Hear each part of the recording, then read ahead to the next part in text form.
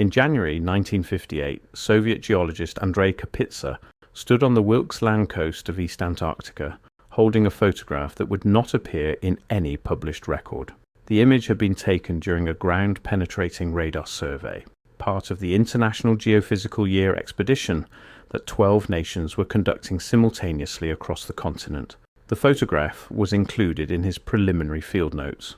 Those notes were submitted to the Coordination Committee in London that March. When the official IGY report was published 3 years later, the photograph was gone. The radar data from that specific survey grid was marked inconclusive. Every surrounding grid section showed clear, consistent ice depth readings. That one section did not.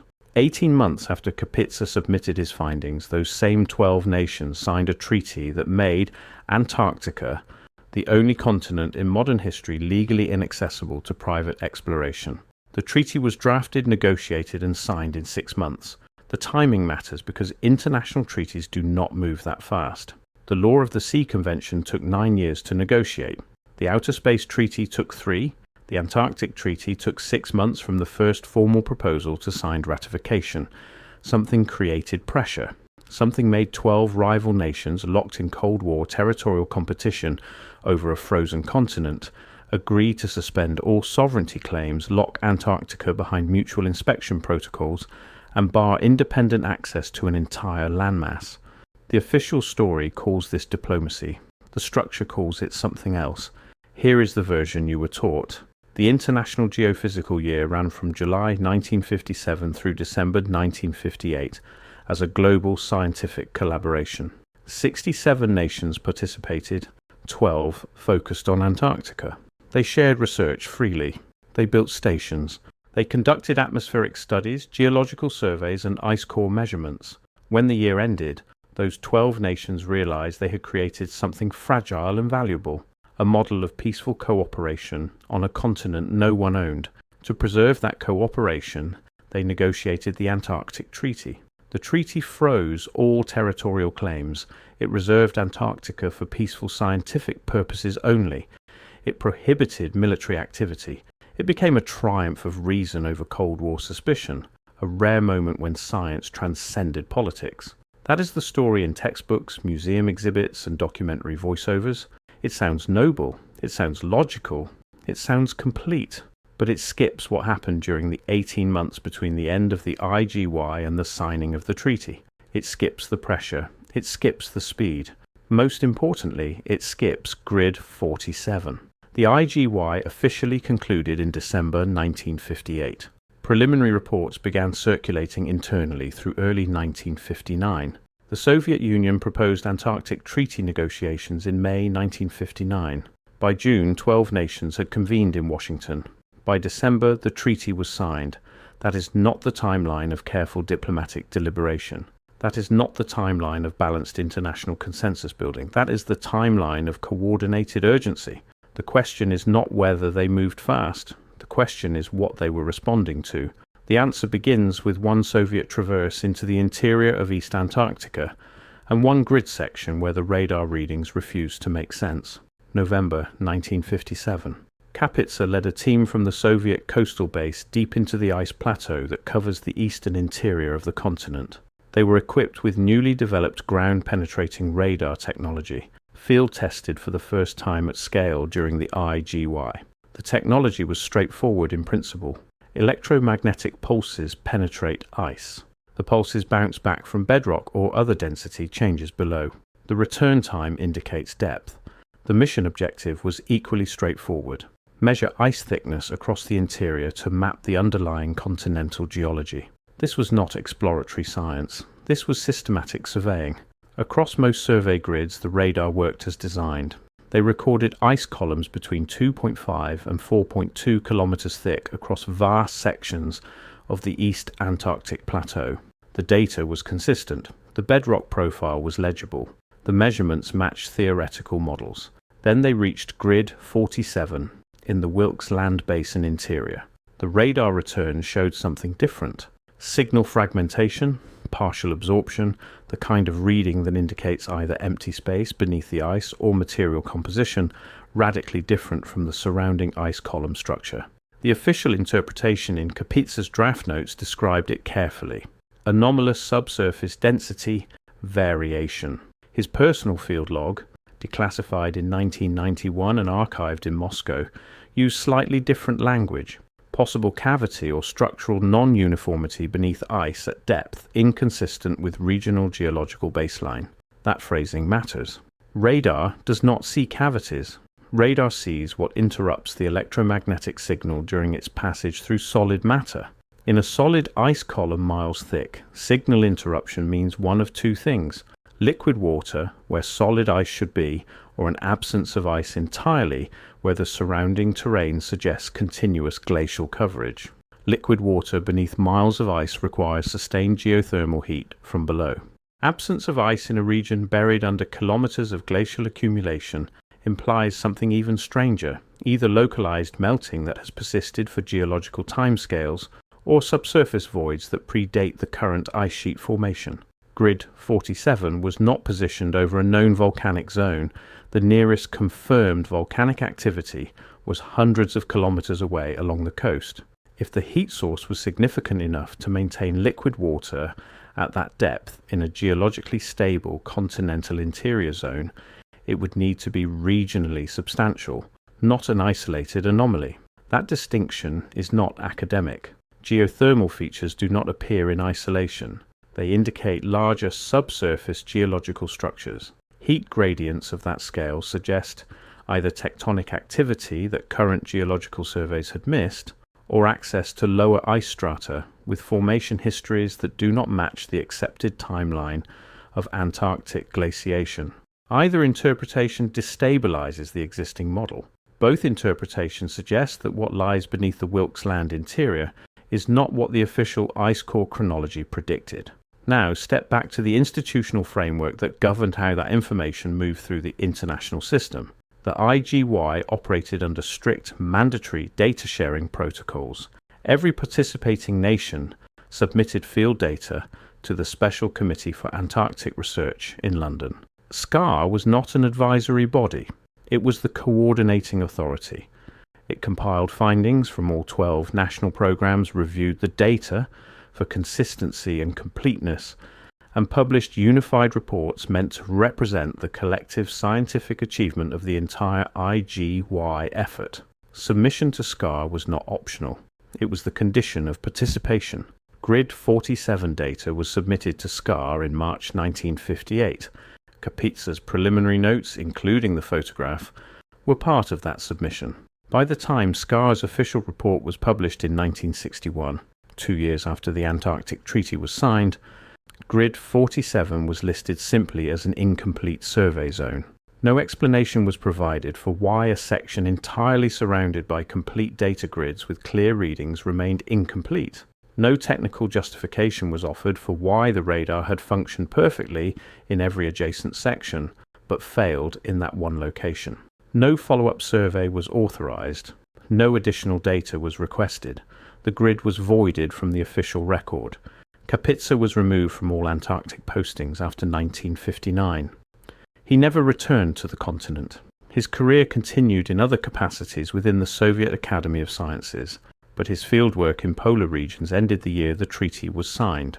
2 months after the final IGY data package was submitted to SCAR, 2 months after Grid 47 entered the International Coordination System, the Soviet Union formally proposed negotiations for a comprehensive Antarctic treaty. The proposal was not a Soviet unilateral initiative. It was presented as a joint concept with the United States, the other dominant polar research power. That coordination alone is remarkable. 1959 was the height of Cold War competition. The two superpowers were locked in nuclear standoff, proxy conflicts, and space race rivalry. Yet on Antarctica, they moved in parallel to propose a treaty framework within weeks of receiving data that included an unexplained subsurface anomaly in one of the most remote interior regions of the continent. What that timing suggests is not speculation. It is documented sequence. A radar anomaly is recorded during fieldwork. The data is submitted to an international coordination body that compiles findings from all 12 national programs. Within weeks, the two largest polar powers jointly propose a treaty to lock access to the entire continent behind mutual oversight. Within 6 months, 12 nations, many of them rivals, agree to the terms. The treaty they produce is not structured like a preservation agreement designed to protect a fragile ecosystem.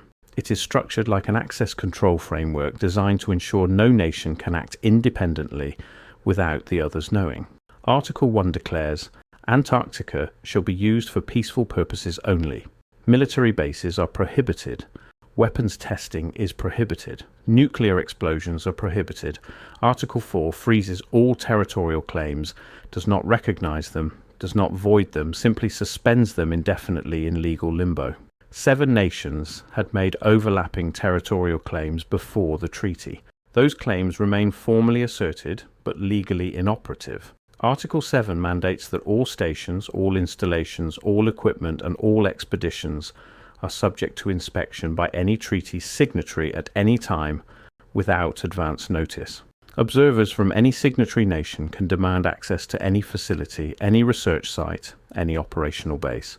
Article 9 limits decision-making authority for modifications or interpretations of the treaty to the original 12 signatories. Nations that joined later can participate in meetings, but they cannot vote on substantive changes unless the original 12 grant them consultative status. Read that structure plainly. No private expeditions are permitted anywhere on the continent. No unsupervised research is allowed at any site. No territorial development can proceed without collective approval. Every scientific operation must be registered with the Treaty Secretariat, disclosed to all other signatories, and remain open to inspection by rival governments at any moment. That is not a framework designed to protect wilderness from human activity. That is a framework designed to ensure no nation can discover, extract, analyze, or develop anything on Antarctica without every other signatory nation having the legal right to know about it immediately and inspect it directly. The treaty does not prevent activity. It requires that all activity remain visible and collectively managed. The continent did not become a sanctuary removed from geopolitical competition. It became a managed perimeter where competition continues under enforced transparency. Every future operation would need to pass through a coordination structure controlled by the 12 nations that had just spent 18 months surveying the interior with new subsurface radar technology. The treaty was not responding to environmental threat. There was no environmental movement in 1959 pressuring governments to protect Antarctica. The treaty was responding to something 12 rival nations agreed needed immediate containment within a framework that prevented unilateral action. What kind of discovery makes that happen? Not a scientific curiosity that might be published in academic journals. Not an interesting geological feature that could be studied over decades. Not a rare mineral deposit that might become economically valuable in 50 years when extraction technology improves. Something immediate enough to override sovereignty disputes, territorial ambitions, and Cold War mistrust within 6 months. Something significant enough that even the United States and Soviet Union, barely on speaking terms in 1959, agreed to jointly propose a treaty framework that would lock their own access behind mutual inspection requirements. The radar data from Grid 47 was never published in full. The photograph Kapitsa took in January 1958 was removed from the official record before publication.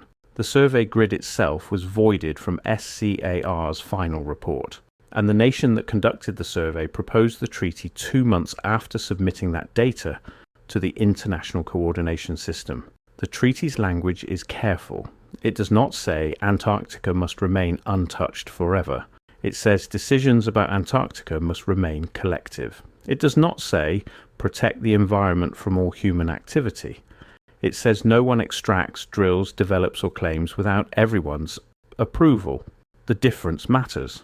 A preservation treaty stops activity to protect a place from damage. A control treaty channels activity through a permission structure to ensure no actor can move independently. What the 12 signatories created in 1959 was not an environmental sanctuary. It was a cartel. They locked themselves into exclusive decision-making power over an entire continent. No nation outside the original 12 can make new territorial claims. No private entity can operate research stations independently. No commercial interest can bypass the treaty framework to pursue resource extraction. Every future use of Antarctica, scientific, logistical, exploratory, economic, must flow through the permission structure they built in 6 months. Return to the photograph. What was in that image? Was it a radar printout showing the subsurface structure and void spaces beneath grid 47? Was it a visual record of surface features, crevasse patterns, ice discoloration, melt pools that correlated with the anomalous readings below? Was it documentation of ice thickness or surface conditions that did not match the surrounding terrain in ways that suggested localized geothermal activity or subsurface structural anomalies inconsistent with the official glaciation timeline? We do not know because it was removed from the published findings before the official IGY report went to print. But we know with absolute certainty what followed. A 6-month treaty negotiation conducted at unprecedented speed. A continent sealed behind mutual oversight requirements, unprecedented in international law. A legal structure that has never been modified, never been opened, and never been meaningfully reviewed despite a formal 50-year review clause. No independent verification of interior subsurface anomalies has been permitted for 66 years. The official story says, the treaty protects Antarctica from us. But if 12 rival nations agreed in 6 months to abandon sovereignty claims and lock an entire continent behind a permission structure that requires unanimous consent for any substantive modification, if the 2 Cold War superpowers jointly proposed that framework within weeks of receiving data that included an unexplained radar anomaly, if that same structure has remained unchanged through the collapse of the Soviet Union, the end of the Cold War, and 6 decades of technological advancement that would make independent Antarctic operations trivially easy, compared to 1959, then maybe the question is not what they were protecting the continent from. Maybe the question is what they were protecting from the continent. Before moving forward, step back to the pattern that preceded 1958. Operation High Jump launched in 1946, the largest polar expedition in history. 4,700 men, 13 ships, 33 aircraft. The mission was planned for 6 to 8 months of Antarctic operations. It terminated after 8 weeks. No official explanation was provided for the early withdrawal. Operation Windmill followed in 1947, a smaller mission focused specifically on aerial photography along the exact coastlines High Jump had surveyed. Then came the Norwegian-British-Swedish Antarctic expedition from 1949 to 1952, the first major international collaboration focused on ice core drilling. Operation Deep Freeze ran from 1955 to 1958, establishing permanent US bases in preparation for the IGY. Each expedition escalated in technological capability. Each expedition focused on subsurface and geological mapping, not surface observation. They were not exploring Antarctica. They were surveying it. Reframe the radar anomaly at grid 47. What keeps liquid water unfrozen beneath miles of ice? Geothermal heat from below. Subglacial lakes are real. Lake Vostok was confirmed in 1996, though suspected since the 1960s based on radar surveys. But grid 47 was not over a known volcanic zone. The heat source would need to be regionally significant, not isolated. If there is a stable heat gradient keeping subsurface water liquid in a non-volcanic continental interior region, that implies either unknown geological activity or access to lower ice strata, with formation histories that do not match the accepted glaciation timeline. Either interpretation destabilizes the official model of how Antarctica became the frozen continent we see today. Now introduce what the treaty actually prevents: private drilling operations, unmonitored core sampling, independent geological claims, commercial resource extraction. The 1991 Environmental Protocol made resource extraction explicitly prohibited, but the restriction was implicit in the original 1959 treaty structure. The treaty does not say, do not extract resources because we want to preserve nature. It says no one extracts anything without everyone's approval. That is not preservation. That is controlled access. The 12 signatories did not lock Antarctica to protect it from exploitation. They locked it to ensure exploitation, if it ever occurs, remains under their collective control. Widen from geology to resources. Antarctica holds an estimated 70% of Earth's freshwater in frozen form. Suspected mineral deposits include coal, iron, copper, possibly rare earth elements. Oil and natural gas reserves are speculated in the offshore continental shelf regions. In 1958, resource extraction in polar climates was still largely theoretical. The technology did not exist to drill through kilometers of ice economically. But the treaty was not written for 1958. It was written for the future, when extraction would become technologically and economically feasible. The 12 nations who signed were not preserving wilderness. They were locking future access behind a permission structure they controlled. Return to Article 4 of the treaty. Territorial claims are frozen, not resolved. 7 nations had made overlapping territorial claims before 1959. The United Kingdom, Norway, France, Australia, New Zealand, Chile, and Argentina. The treaty does not void those claims, it suspends them indefinitely. What that creates is not compromise, it is legal limbo. No nation can act on its claim, but no nation has to give up its claim, and no nation outside the original 12 can make a new claim. This is not diplomatic balance, this is cartel formation. The original signatories locked themselves into exclusive decision-making power over an entire continent. Any modification to the treaty requires unanimous consent. Any new nation seeking consultative status must be approved by the original 12. The structure is self-perpetuating. After 1961, Antarctic expeditions continued under strict protocol. All missions must be registered with SCAR.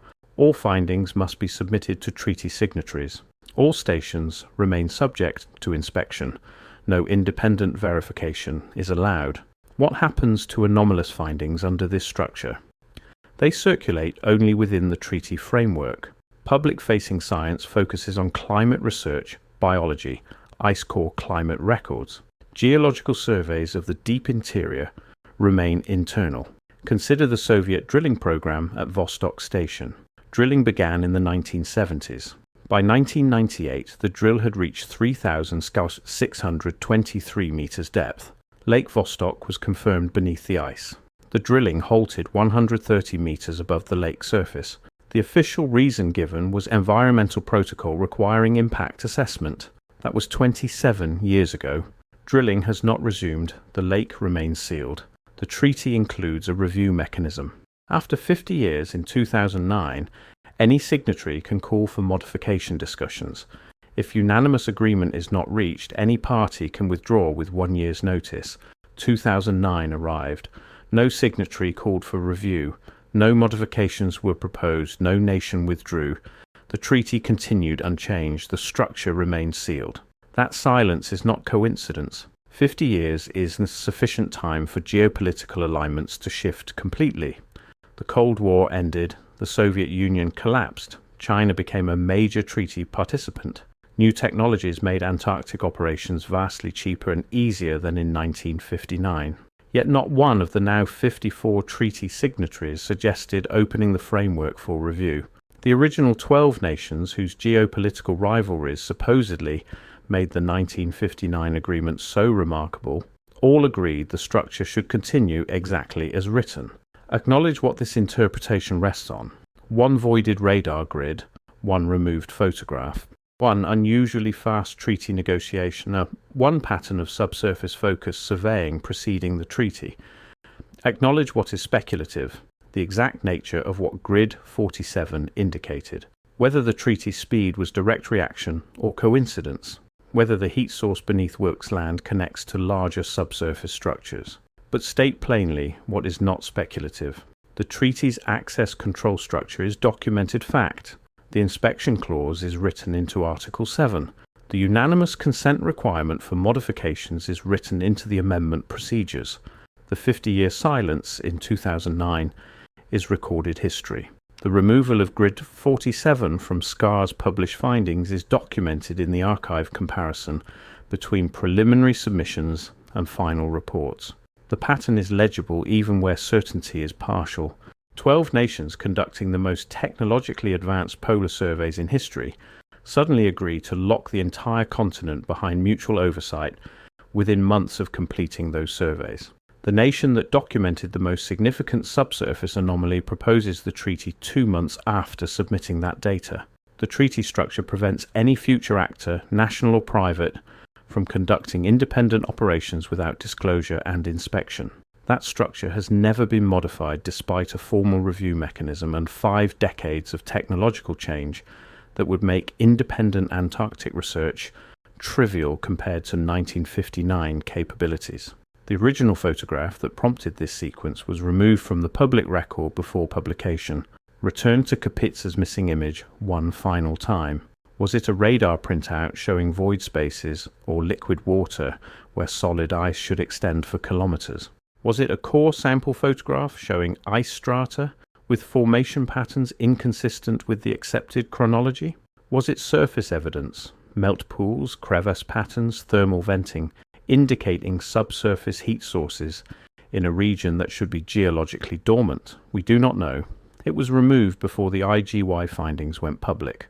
The data from that grid section was voided. The survey was marked incomplete despite functioning perfectly in every surrounding section. But we know what followed with absolute documentary certainty.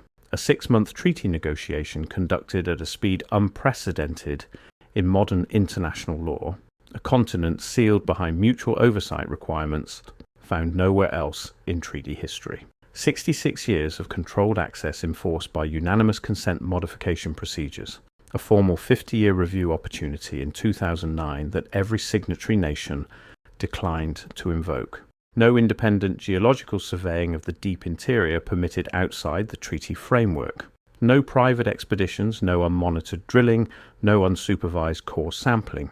Every operation disclosed, registered, and subject to inspection by rival governments at any time. The official story says the Antarctic Treaty protects the continent from human exploitation. That framing assumes protection means preventing access. But the treaty does not prevent access. It channels access through a permission structure controlled by the original 12 signatories and their approved successors. It does not stop resource extraction. It requires that extraction, if it ever occurs, remain collectively managed. It does not preserve wilderness in perpetuity. It suspends territorial claims while ensuring no actor outside the treaty framework can make independent claims or conduct independent operations. If 12 rival nations agreed in 6 months to lock an entire continent behind a permission structure requiring unanimous consent for any modification, if the 2 Cold War superpowers jointly proposed that framework within weeks of receiving subsurface survey data that included unexplained anomalies, if that structure remained unchanged through the Soviet collapse, the end of the Cold War, and 6 decades of technological advancement that rendered 1959-era Antarctic operations primitive by comparison, if a formal review mechanism built into the treaty went unused when it became available in 2009, if drilling programs halt meters above confirmed subsurface lakes and do not resume for decades, then maybe the question is not what the treaty protects Antarctica from. Maybe the treaty protects us from knowing what they found beneath the ice in 1958. Maybe it protects the 12 nations from explaining why a photograph disappeared, why a radar grid was voided, and why a continent became the only landmass in modern history where independent human activity requires permission from a cartel of governments that formed in 6 months and has never opened its structure for meaningful review. The treaty says it reserves Antarctica for peaceful purposes and scientific research. But if the structure is access control rather than preservation, and if that control has never been relaxed despite 5 decades of technological and geopolitical change, then the question is not what they were protecting the continent from. The question is what they were protecting from the continent.